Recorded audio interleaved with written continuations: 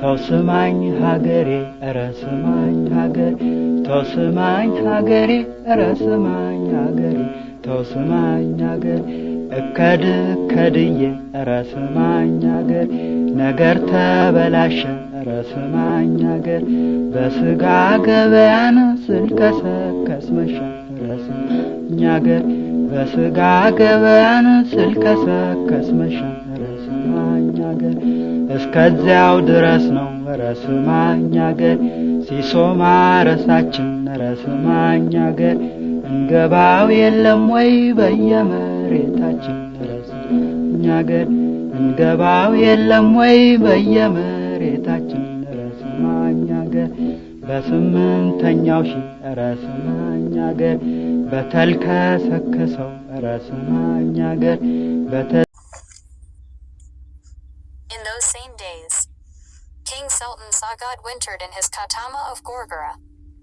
glorifying and giving thanks to God, for his kingdom had been restored, and there was tranquility and peace, and because all instruments of rebellion had been removed, some by death, and others by imprisonment, and Rasila Krestos also wintered there with him.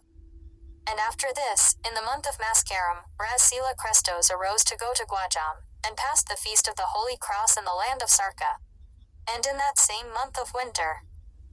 there was great enmity between the Galla and the Yahabata of Boran, and they fought a fierce battle, because God sent Satan against them, to deceive and destroy the structure of their friendship, as it was said in the book of Kings, who deceived Ahab, so that he would go down to Ramoth and die.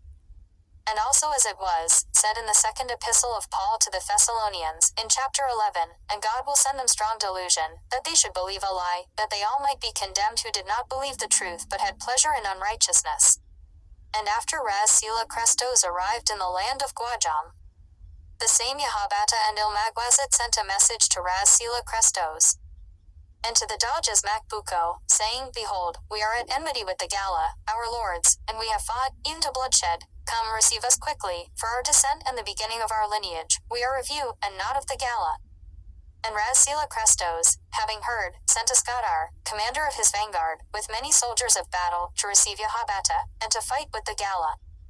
And then the Dajas Buko with his many soldiers of battle went to the river Ahivi, and having met Buko, Sahavalam of Damit, and Iskadar, arrived at the land of Bizamo, where the Yahabata and Ilmagwasit were.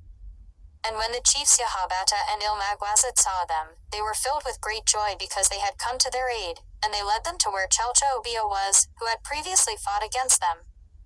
And supporting them, Huko Agadar, Yahabata, and Ilmagwazit made war against Kalaha Obio and defeated him, and they killed many of them and captured their women, their children, and their cattle.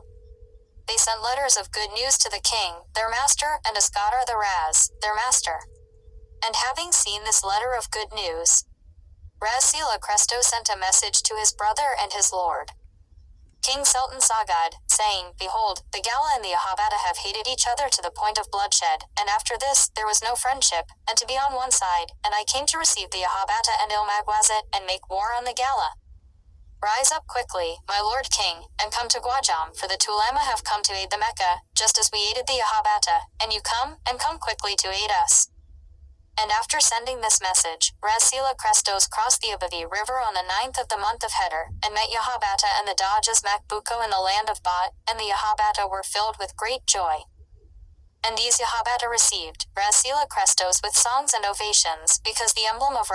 Sila Krestos was the joy of all the Yahabata when his silk turban and the ring on his fingers, which was of gold, arrived with him to signal the end of the business with the Galla, their masters. After the Yahabata of Gadru separated,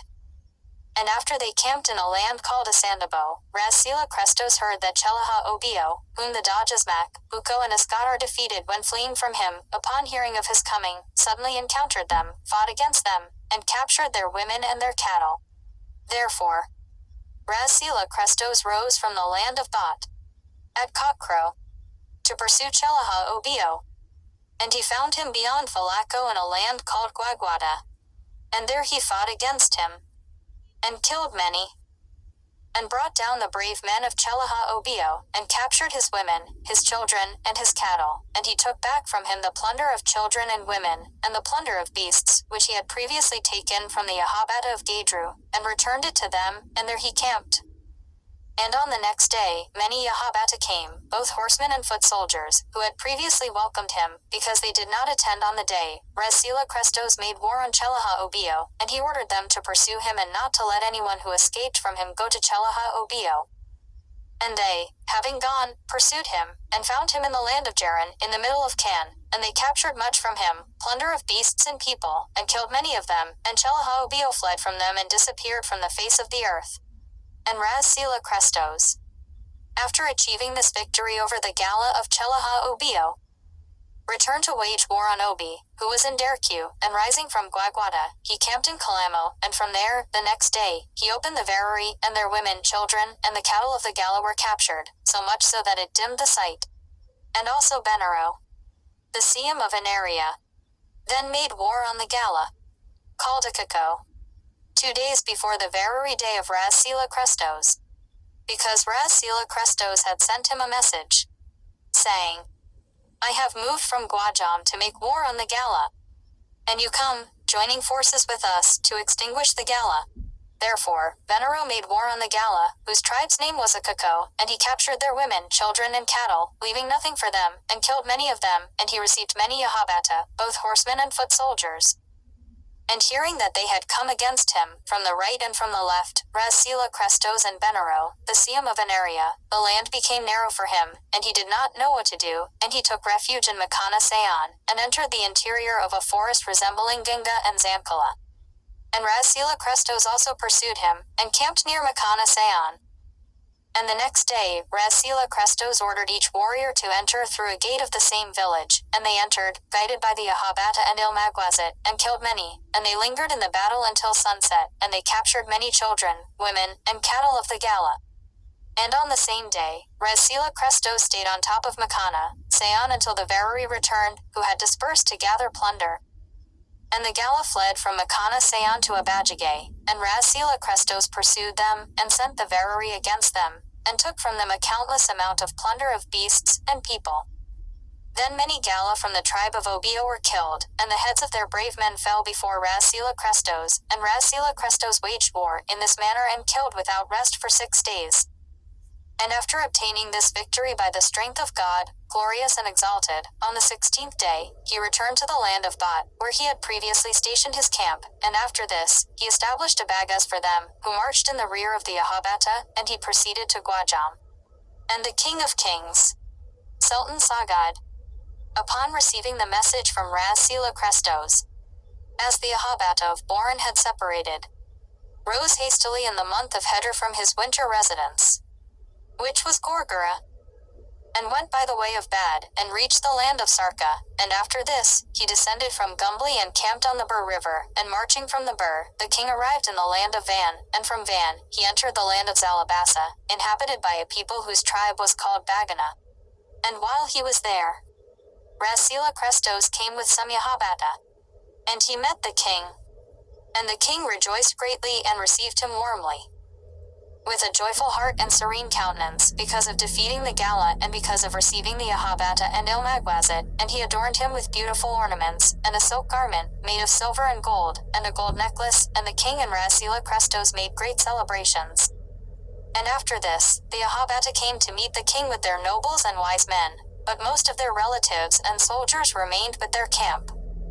And the king rose from the land of Bagana and chose from Fambarma a spacious and good land,